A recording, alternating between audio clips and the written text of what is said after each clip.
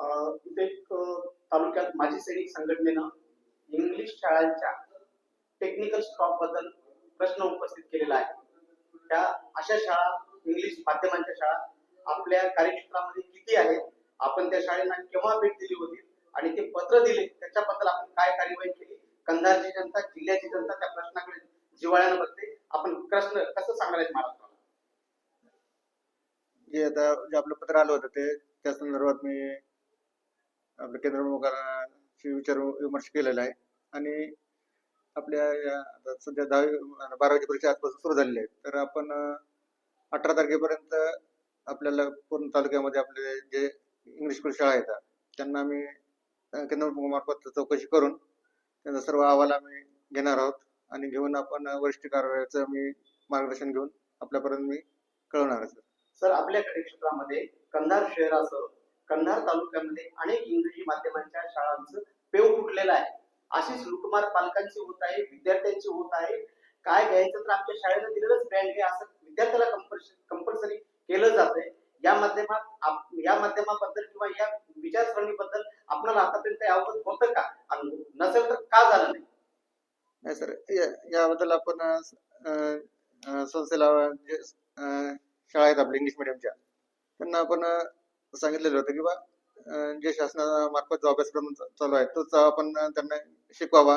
विद्यार्थ्यांना जे आपले ग्रामीण भागातले विद्यार्थी आहेत तिथे घडावेत यासाठी शासनाने सुद्धा त्यांना परिपत्रक दिलेलं आहे आणि आपण सुद्धा सूचना केलेल्या आहेत आणि आमचे केंद्र प्रमुख वारंवार तिथे भेट देतात आणि या संदर्भात जी चौकशी आहे ते आपण पूर्णपणे या 8 दिवसामध्ये करून आपल्याला अहवाल देण्यात येईल पूर्ण. सर, आपण केंद्र प्रमुख भेट देतात असं या ठिकाणी मीडियाशी बोलताना नमूद करत आहात, पण काही शाळांमध्ये टेक्निकल स्टॉप मध्ये जे शिक्षकांचं क्वालिफिकेशन लागतं, उदाहरणार्थ BA BEd असेल, BSc BEd असेल, असे शिक्षक किती संस्थेमध्ये बनले आहेत आणि तशी माहिती आपल्याकडे प्राप्त आहे का? प्राप्त नसेल तर का प्राप्त नाही? नाही सर, आपल्याकडे ती माहिती प्राप्त नाही. शाळेवर माहिती प्राप्त असते ते इंग्लिश मिडियमची. तर ते आता या चौकशीमध्ये आपण पूर्ण डिटेलमध्ये किती स्टॉप भरला त्यांनी, त्यांचं क्वालिफिकेशन काय आहे पूर्णपणे आपण चेक करणारच आहोत त्यांचं आणि कशा प्रकारे ते शिकवतात आणि काय काय करतात पूर्ण आपण या दिवसामध्ये आपण करून आपल्याबरोबर दोषी आढळणाऱ्या संस्थेवर काय करणार आहात PO म्हणून आपण?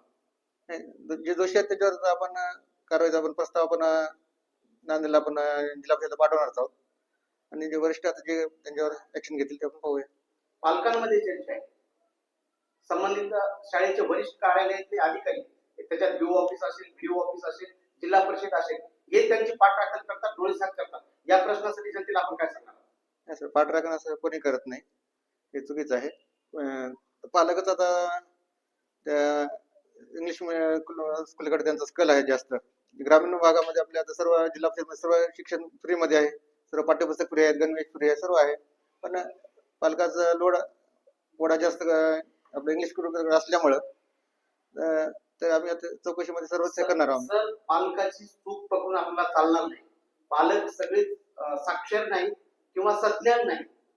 आपला विद्यार्थी, आपलं पाल्य घडलं पाहिजे, प्रत्येक पालकाची भावना असते.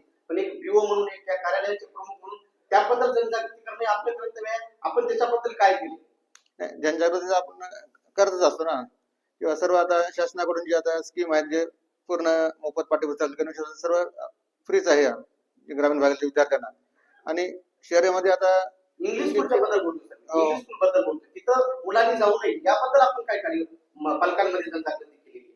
पालकांना आता आपण सांगितलेलं आहे, पण आपण पालकाला आता जबरदस्ती करू शकत नाही की बा या करा म्हणून. पण आपण पालकांना सुद्धा सांगितलं की बा जिल्हा परिषद मध्ये शिक्षण चांगलं आहे आणि इकडे आपण जास्त जिल्हा परिषद मध्ये आपलं पाल्य जास्त कुठे मोठ्या पदावर जिल्हा परिषदचे विद्यार्थी आपण गेलेले आहेत. पण आता पालकाचा ओढा जास्त इंग्लिश स्कूलकडे आहे, त्याच्यामुळे थोडस तरी आपण बघू, आता पालकाला अजून जनजागृती करू आपण.